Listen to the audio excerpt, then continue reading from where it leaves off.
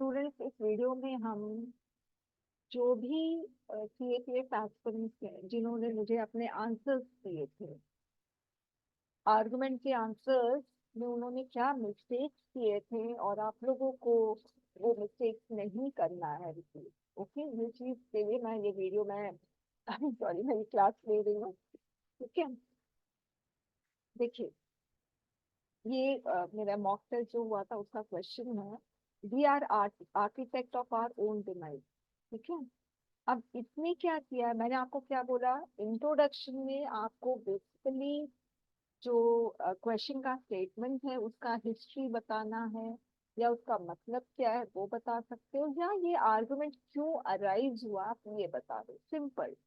Okay, अब इसने क्या किया है, इसने साइट दिया, human mind is developed in a way that it can help him to excel in his life or it can destroy. This depends on what he thinks of himself. अब देखिए, सबसे पहले मैं आपको क्वेश्चन समझा दूं। We are architect of our own demise का मतलब क्या है कि हमें हमारा जो फेलियर होता है ना, और या हमारे पास जो सक्सेस होता है उसके हम ही जिम्मेदार है और कोई जिम्मेदार नहीं। ठीक है, तो हमारे फेलियर का सिर्फ हम ही जिम्मेदार है, ये क्वेश्चन है। फाइन, तो इसने क्या किया कि इसको सिंपल क्वेश्चन को एक्सप्लेन कर देना चाहिए था, तो मगर इसने क्या किया, लास्ट में क्या लिखा कि हमें सक्सेस मिलता है या हमें फेलियर मिलता है, ये डिपेंड करता है हम क्या कैसे सोच रहे हैं, हमारी सोच क्या उस पर डिपेंड करता है। तो उसने साइड से ले लिया है। अब ये साइड कैसे लिया कि वो बता रहा है कि हाँ, हम ही रिस्पॉन्सिबल हैं अपने फेलियर के और सक्सेस के, क्योंकि हमारी सोच जैसी होगी हमें वैसे ही चीजें मिलेगी। तो ये क्या किया, ये फॉर में बता दिया इसके बारे में, तो इंट्रोडक्शन में साइड नहीं लिख सकते। ओके, तो ये गलती इसने की है। अब इसने क्या लिखा है, hit the question man himself has open the door of his demise. फिर ये तो कोई ज्यादा इम्पोर्टेंट नहीं है। हाँ, मैंने बोला था ना, आर्ग्यूमेंटेटिव पॉइंट्स में आप लोग सजेशन नहीं दोगे। अब देखना, इसने सजेशन दिया, if we think of positive, then positive things happen in life. In order to do this, we have to, uh, get rid of negative things by practicing meditation and yoga. तो वो suggestion दे रहा है, ठीक है, कि हम yoga practice करके या मेडिटेशन करके हम है ना पॉजिटिव चीज को अपने अंदर लेकर आ सकते हैं। तो प्लीज सजेशन नहीं मांग रहा है, आप इस स्टेटमेंट के अगेंस्ट में बोलो, फॉर में बोलो, सजेशन मत दो। Here you have to talk that man is not responsible for his own demise. Okay? इसका आंसर आपको बुक में मिल जाएगा या पीडीएफ में मिलेगा, देख लेना। A person in any field, चलिए सब तो छोड़िए। हाँ, अब मैंने आप लोगों को एक और चीज बताया था कि जो कंक्लूजन होता है वो आर्गुमेंट क्वेश्चन से कनेक्टेड होना चाहिए, डिसकनेक्टेड क्वेश्चन नहीं दोगे।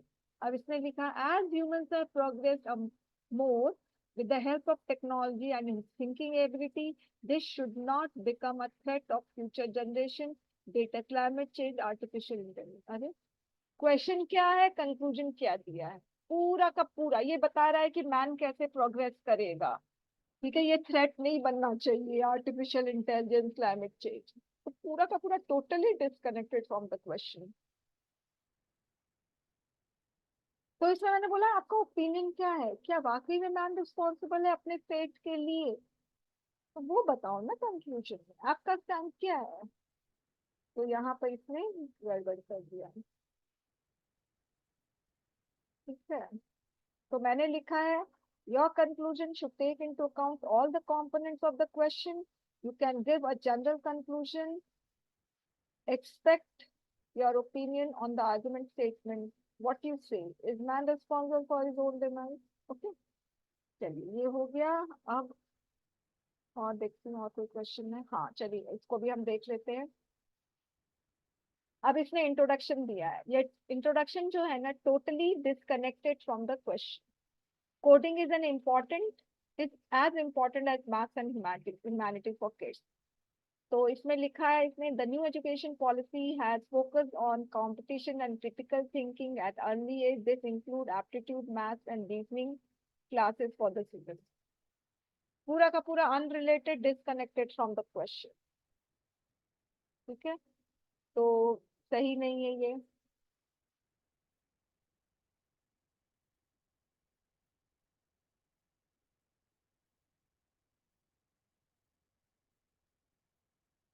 एनीवेज, अब हम ये इसका छोड़ते हैं। अब हम नेक्स्ट जाते हैं। नेक्स्ट आप स्टूडेंट का मिस्टेक देखिए। Coding is as important as maths and humanities for kids at an early age. अब इसने इंट्रोडक्शन दिया, देखिए कितना बड़ा इंट्रोडक्शन। और इसने इंट्रोडक्शन नहीं लिखा INTRODUCTIUN, क्योंकि वो एग्जामिनर को एकदम सस्पेंस में रखना चाहता है। ठीक है, कि आप पढ़ के बताइए ये इंट्रोडक्शन है कि क्या है। ओके, अजीब अजीब फीलिंग चलते हैं। एनीवेज, अब इसने लिखा coding is a basic literacy in the digital age and it is important for kids to understand code part of our digital world. तो यू इट इज इम्पोर्टेंट, तो यहाँ पर इसने साइट्स ले लिया कि हाँ coding is as important as math. तो इंट्रोडक्शन नहीं लेना है। तो मैंने लिखा है अच्छा पॉइंट है, मगर ये फॉर में आएगा, इंट्रो में नहीं आएगा।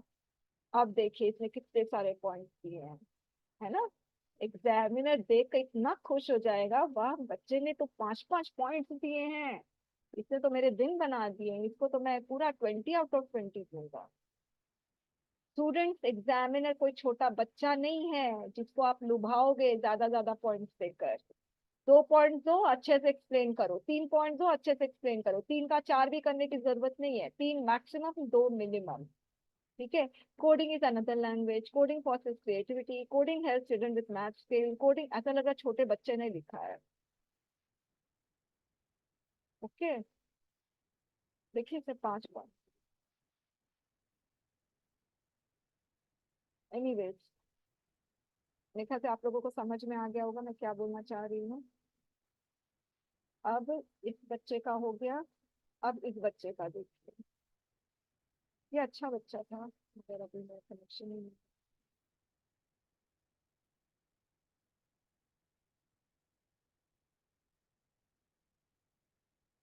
देखिए, इसका मैं आपको आंसर दिखा रही हूँ। इसे मुझे पता नहीं है ये अभी कहाँ पर है, मगर बहुत हार्ड वर्किंग, बहुत हार्ड वर्किंग। और मैं जब इसका पेपर इवैल्यूएट करती थी तो मुझे काफी टाइम लगता था, क्योंकि जब बच्चे मेहनत कर रहे हैं ना, तो ऑटोमेटिकली फिर टीचर भी मेहनत करेगा। और आप इसमें मेरी भी मेहनत देख पा रहे हो और इस बच्चे की भी मेहनत देख रहे हो।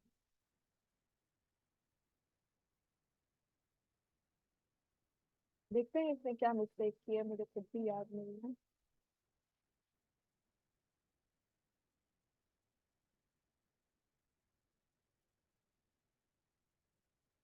हम्म, let's see। मुझे याद आ रहा है इसने अपनी कोचिंग सूट खोली है।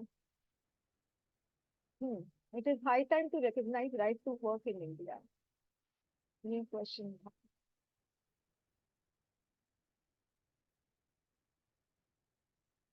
इसमें तो इसको मार्क्स मिले हैं।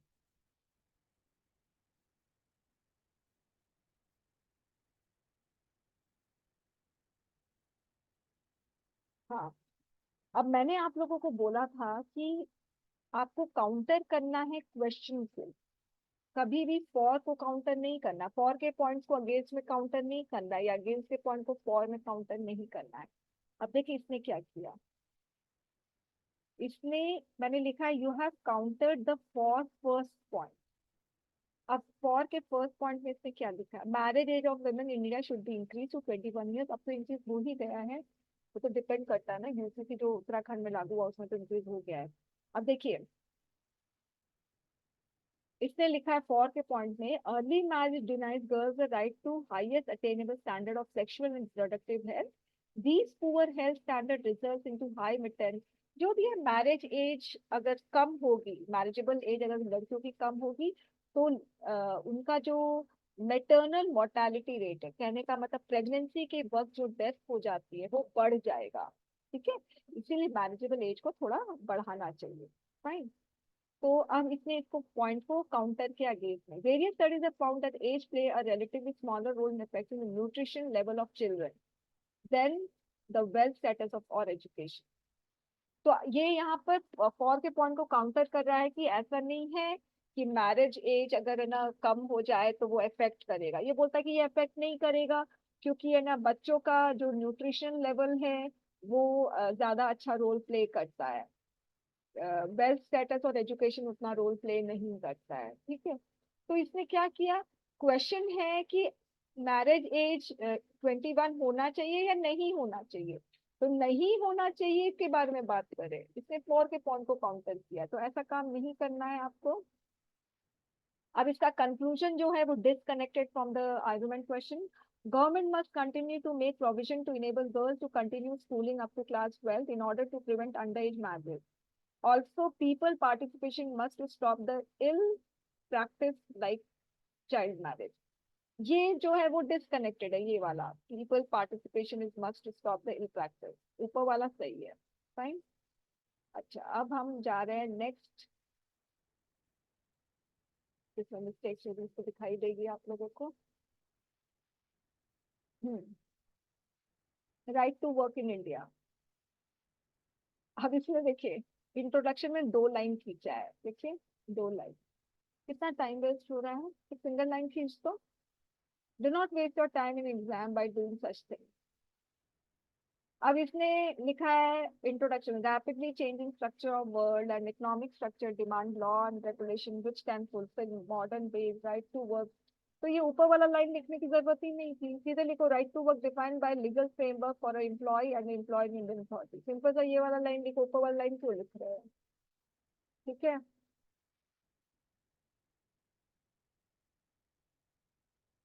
अब क्वेश्चन जो है राइट टू वर्क रिकॉग्नाइज करना चाहिए, इसमें लिखा the mighty business will use the laws to exploit the employed and our lengthy justice system will restrict them to move court and legal process. How?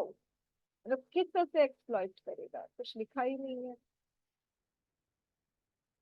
फिर ये external hiring की बात कर रहा है, जबकि राइट टू वर्क की बात करनी है, हायरिंग की बात कर रहा है, तो कंटेंट है नहीं इसके में। अब marriage age for women in India should be increase to 21 years, इसमें इसने लिखा है मैरिज इज अ की प्रिंसिपल of human society। जरूरत ही नहीं थी।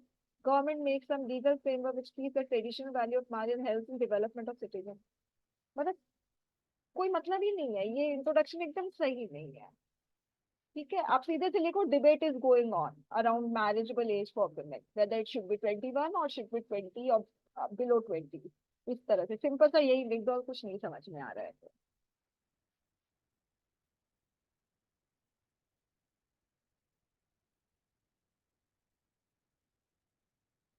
ठीक है, इसका हो गया। अब हम देख रहे हैं और 3 स्टूडेंट्स का बाकी है। इसने भी देखो साइड्स लिया है। We are architect of our device, हम हमारे जो सक्सेस हो रहा फेलियर हो रहा उसके लिए हम ही रिस्पॉन्सिबल है। लिखा है sometimes doing good create destruction, तो इसलिए अगेंस्ट में साइड्स लिया है। कभी कभी हम अच्छी सोच के साथ कुछ करते हैं मगर उससे मगर खराब हो जाता है, तो ये अगेंस्ट में ये पॉइंट होना चाहिए था, तो इसमें साइड्स लिया है।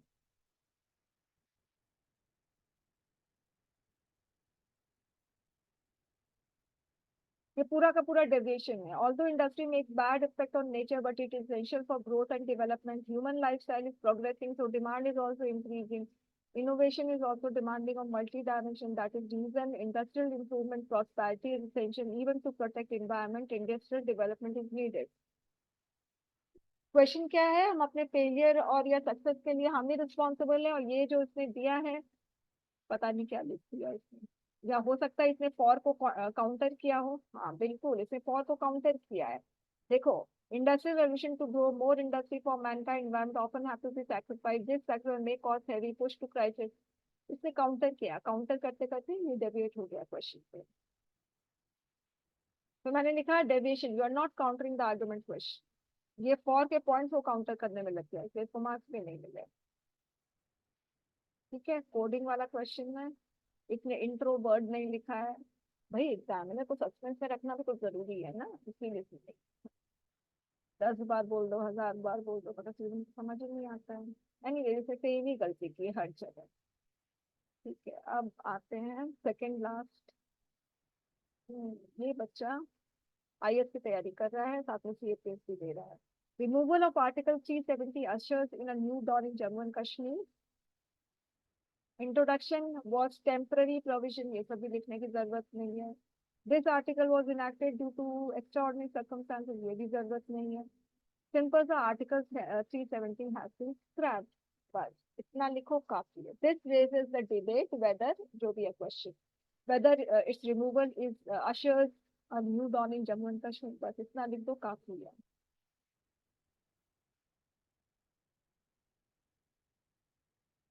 अब इसमें कश्मीर पूरा मिसिंग है, देखिए। Private investment, FDI, one of the factors but not the only factor for development even in the state of Bihar everyone can hold and dispose frequently, still Bihar is under development. Development needs collective action for people, government, private sector. देख लीजिए, कश्मीर गायब हो गया, बिहार के बारे में बात होने लगी। इस तरह से एक अच्छे स्टूडेंट, एक सिंसियर स्टूडेंट भी ऐसी गलती कर सकते हैं।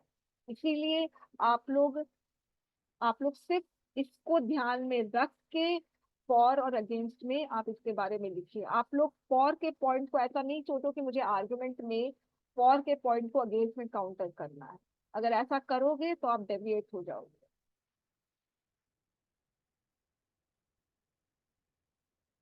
ठीक है, ये हो गया।